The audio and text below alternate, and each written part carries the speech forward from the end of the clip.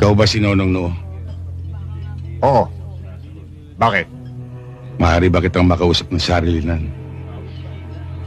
Lenny, Marlene, doon muna kayo sa bar.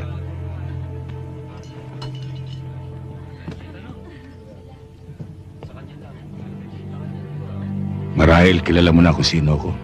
Oo. Ikaw yung kakambal ng pulis na tinumba ko. Matinik pa naman sana ang utol mo. Kaya lang, taga-salo lang pala ng bala. Isipin mo, 12 tingga ang kinain ng kanyang katawan. Hindi ba, George? Oo, Nonong. Ikaw pa. Wala ka pa naman binirang sumablay at. Kaya kung iniisip mong humirit, huwag mo na ituloy. Baka magaya ka pa sa utol mo. Ewan ko lang. Pero ang iniisip ko ngayon, kung ilang bala naman ang sasaluhin ng katawan mo. Aba!